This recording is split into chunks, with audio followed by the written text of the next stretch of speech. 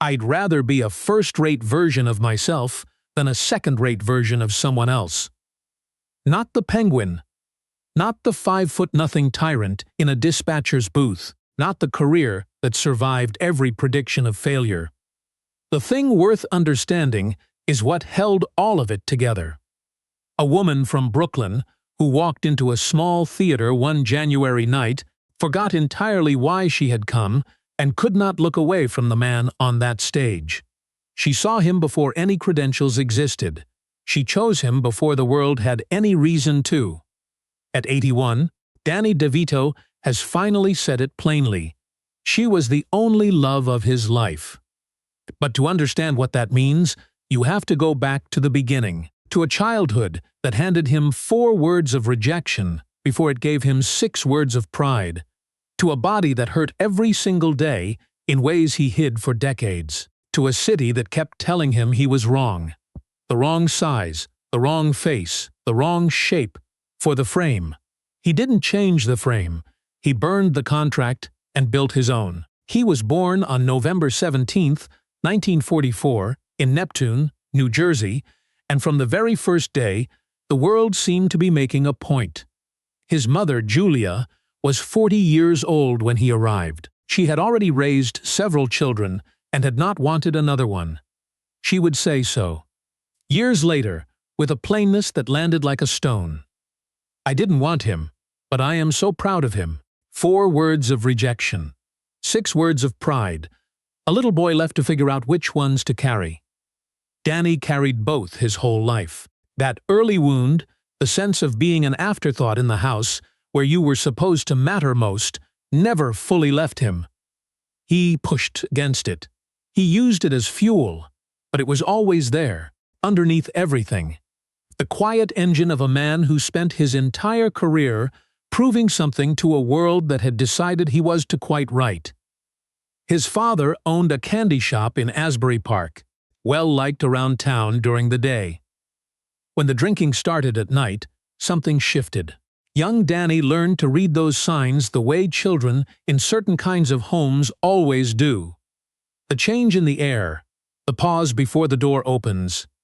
Between 1950 and 1955, police were called to their home at least 17 times.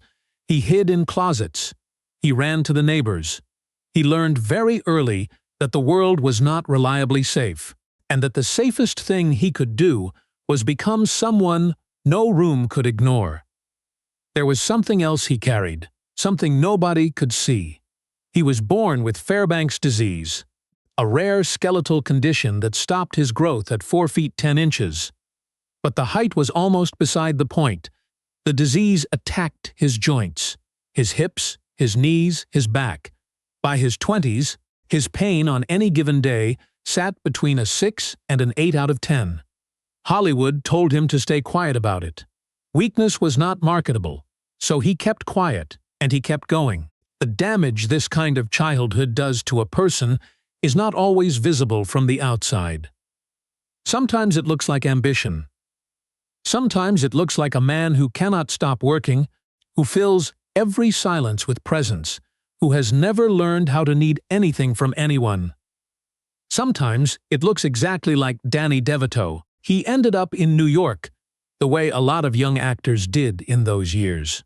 Broke, hopeful, and entirely unclear about how any of it was supposed to work. He shared a $75 a month apartment with Michael Douglas, who was quietly not mentioning that his father was Kirk Douglas. They ate canned beans. They split their last 27 on headshots and walked them across the city by hand. Douglas booked roles. Danny kept getting rejected. He parked cars. He stood motionless in a clothing store window, pretending to be a mannequin for hours at a stretch. For a period he could not measure by calendar because he preferred not to. He lived out of his Volkswagen Beetle and showered at the MCA. He kept that story private for decades. He was told, repeatedly and in increasingly elaborate ways, to change. One studio offered him the equivalent of nearly $1 million in today's money. If he would agree to surgery, procedures to reshape his face into something more comfortable for mainstream audiences. He said no. He burned the contract at a beach bonfire. He told the casting director who pushed him, "I'd rather be a first-rate version of myself than a second-rate version of someone else." He meant it completely. What people misunderstand about Danny DeVito, what the tabloid version of his story always gets wrong, is that he was never simply a man who overcame his limitations. He was a man who refused to accept the premise that they were limitations at all. The height, the face, the body that hurt. These were not things to apologize for or surgically correct. They were exactly who he was. And he had decided, at some point in those hungry years in New York, that who he was would be enough or nothing. It would turn out to be quite a lot more than enough. By January of 1971, Danny DeVito was 26 years old. He had been rejected more times than he could count.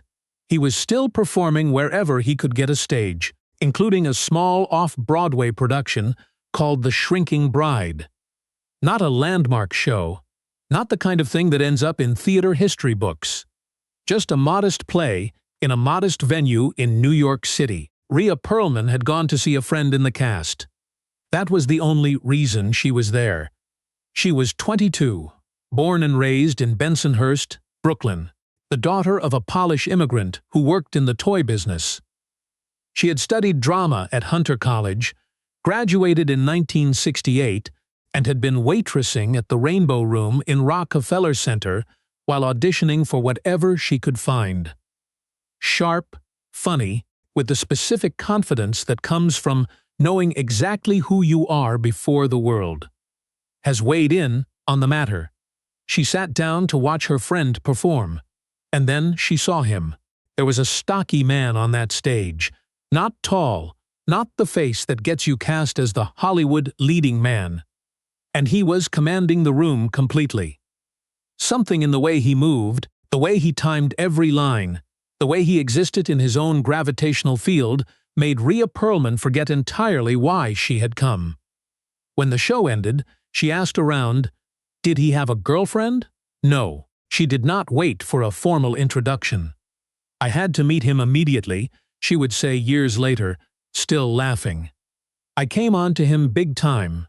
After the show, they went to dinner and talked for hours. Danny DeVito, the man who had spent the better part of a decade being told he was wrong in every direction, sat across from a woman from Brooklyn who thought he was the most riveting person she had ever watched on a stage. He would say later that he knew within 22 minutes of meeting her that she was the woman he wanted to spend his life with. Not a possibility. The woman, 2 weeks later, Rhea moved into his Manhattan apartment. 2 weeks. Not a careful courtship, not a strategic progression. Two people from similar worlds, working-class roots, big ambitions, the specific toughness of people who had never had anything handed to them, who looked at each other and recognized something they hadn't known they were looking for. They would live together for 11 years before getting married. Not because the commitment was uncertain. Because neither of them needed a piece of paper to understand what they already had. The break came through Michael Douglas, the way so many things in Danny's life came, through loyalty held across lean years. In 1975, Douglas was producing One Flew Over the Cuckoo's Nest, adapted from Ken Kesey's novel to be directed by Milos Forman. He wanted Danny, the director resisted. The studio wanted a bigger name. Douglas held firm. Danny was cast as Martini, a psychiatric patient, a role he had actually played years earlier in a stage version of the same story, which meant he walked onto that set, already knowing exactly who that man was. He was on screen for 5 minutes and 52 seconds. He left a mark that people are still describing 50 years later. The film won 5 Academy Awards. Danny was not nominated, but he was finally on the map. Then, in 1978, he made a move everyone told him was professional suicide. He turned down 3 film roles to audition for a television sitcom called Taxi. His own agent told him not to do it. Danny had read the script and knew, the same way he had known when he met Rhea, immediately, without needing anyone's confirmation, that something true was in it. The character was Louis De Palma, a dispatcher, mean, petty, unapologetically awful in every direction. A man who used his small amount of power with the gleeful cruelty of someone who had always been told he did to have enough. It was, in ways Danny never said publicly, a character he understood from the inside. He walked into that audition and delivered a 7-minute monologue that left the room silent. ABC was nervous about his height. Creator James L. Brooks threatened to quit if they didn't cast him. They cast him. Danny signed the contract without negotiating, even though it paid 40% less than what the other actors were making. He didn't care. He knew what the role was worth. He just needed the chance to prove it. Then, in the 2nd season of Taxi, Rhea joined the cast. She played Zena Sherman, Louis De Palma's girlfriend. The producers had no idea Danny and Rhea had been living together for years. They thought the chemistry was exceptional acting. It was exceptional acting. It was also 2 people who knew each other the way very few human beings ever truly know another person. In January of 1982, after 11 years together, they got married, quietly, without a production. That same year, Rhea began her role as Carla Tortelli on Cheers, the sharp, wise-cracking barmaid who would become one of the most beloved characters in American television. She won 4 Emmy Awards for it. Danny talked about her success the way a man talks, when the pride he feels is larger than any award he ever won himself. In 1983, working at nights and on weekends while still filming Taxi, they quietly founded Jersey Films together. Over the next 2 decades, it became one of the most consequential independent production companies in American cinema, producing Pulp Fiction, Erin Brockovich, Out of Sight, Garden State, and others. The Pulp Fiction story alone tells you something about how they operated. Quentin Tarantino had been turned down by other studios. Danny and his partners kept the project alive, gave Tarantino's company money and office space, and let him make his film on $8 million. He promised it would look like a $25 million movie. He kept his promise. They did all of this while raising 3 children. Lucy, born in 1983, Grace, in 1985, Jacob, in 1987. They kept a rule for decades. No more than 2 weeks would go by without them working on something creative together. Not performing a marriage. Building something. The clearest picture of what that partnership looked like came in 1996, with Matilda. Danny directed, played the awful Mr. Wormwood, cast Rhea as his equally awful Puff, and let their own children appear in small roles. What audiences never saw was what was happening off-camera. The young actress playing Matilda, Mara Wilson, was dealing with her mother's cancer during production. Danny and Rhea quietly became a shelter for her, caring for her the way you care for someone who belongs to you. Before filming was finished, Danny arranged for a near-final cut to be screened at the hospital so Mara's mother could see it before she passed. Mara Wilson would say, years later, that they had felt like her favorite aunt and uncle, that they had made something unbearable, slightly more bearable, in a way she never forgot. This is the thing that posters and award nominations never captured. The man who played monsters on screen was, in the quiet parts of his life, consistently one of the good ones. In October of 2012, after 30 years of marriage and more than 40 years together, Danny DeVito and Rhea Perlman announced their separation. The world reacted as though something had been taken from it. In a Hollywood landscape full of relationships that lasted about as long as a press cycle, Danny and Rhea had been proof, for millions of ordinary people, that something different was possible. not a performed love story. Two real people from real places who had built a real life together, and you could feel the difference. When they separated, people who had never met either of them felt the loss as something personal. Here is where the myth needs correcting, because the public story that followed, the tragic ending of a great love, was never the truth. They did not divorce. By March of 2013, just 5 months after the announcement, they reconciled. They tried again. They went to therapy. 38 sessions by some accounts. Danny rented out the same restaurant where they had spent one of their early dates. They were together again. They separated a second time in 2017. And still, they did not divorce. When Rhea was asked by the New York Post in 2018 why they had never formally ended the marriage, her answer had the quality of someone who was past needing to dress things up. I've been together a very long time, so there are a lot of love and history. We agree on enough things, so why ruin that with the yucky things that come with a divorce? Danny bought a house less than a mile from Rhea's. They talked every single day. They met regularly at the same restaurant, at the same table. Their son once noted that they shared a Netflix account and texted each other while watching the same shows from separate houses. This is not how you talk about someone you used to love. This is not how you behave towards someone you have left behind. This is the behavior of two people who looked at the form their relationship had taken, decided the form was less important than the foundation, and kept showing up for each other inside of whatever shape it happened to be. When Danny spoke to Fox News Digital in 2024, he was asked about Rhea. He didn't pause. "We're doing great. We see each other all the time." Then he said the part that carries more weight than any grand declaration could.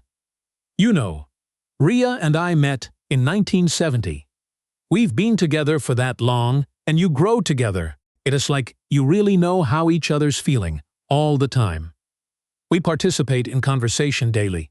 We participate in conversation daily. Not I still love her. Not she means the world to me. Just, we talk every day. We know what the other person is feeling. We show up."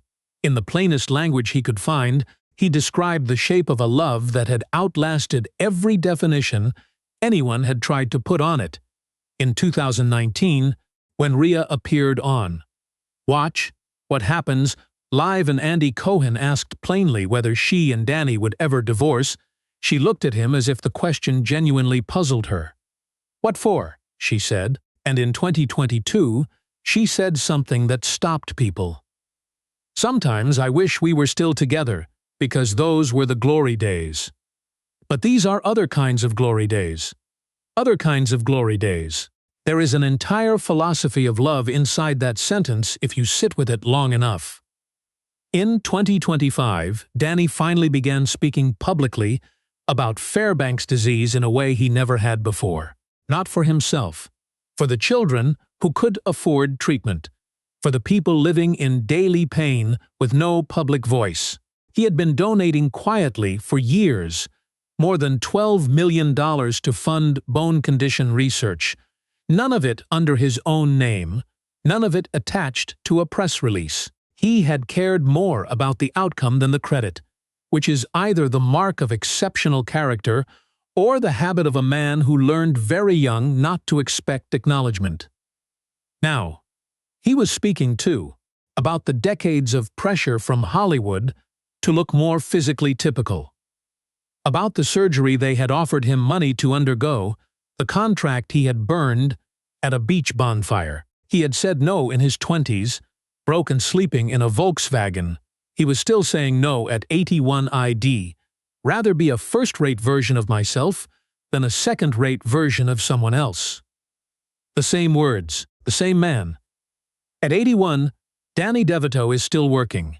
He is producing a sports documentary series for Prime Video with his son Jake and daughter Lucy. He is still playing Frank Reynolds on it, as Always Sunny in Philadelphia, a show he joined in 2006 when it was struggling and has never left. He showed up when they needed him, and he stayed. That appears to be something he has always known how to do. He and Rhea still talk every day. They still have the same restaurant table. They are still, legally, and in every way that seems to matter to both of them, husband and wife. Asked to describe what Rhea had meant to his life, Danny answered, in the way he tends to answer the things that matter most, without reaching for anything grand. We have 3 beautiful children. Now we have grandchildren. The family-s growing. We participate in conversation daily. No poetry. No sweeping declaration. Just a man at 81 describing the daily shape of his life with the person he has known the longest, in the plainest language he could find. Sometimes the plainest language is the truest kind. Danny DeVito was told, at nearly every stage of his life, that he was not enough. He refused to change. He burned contracts. He showed up in pain and never said why. He gave quietly and without applause. He played monsters while being, in the private corners of his life, one of the genuinely good ones. And the woman who walked into a theater one night in January 1971 and thought he was the most interesting person in the room. She stayed, too. Different house now. Same conversation, every single day. Some things do not end. Just because the form they take changes, some people find each other early and never fully let go. And the rest of the story, however long and difficult and strange it gets, is just what happens in between the finding. Danny DeVito found Rhea Perlman on January 17, 1971. He has not stopped finding her since, which raises a question worth sitting with, not about them, but about all of us. Is staying, even in a form the world doesn't quite recognize as love, sometimes the most honest thing 2 people can do for each other? And if love is less about the shape it takes than about the choice to keep showing up inside of it, what does that mean for the rest of us and the people we keep finding every single day?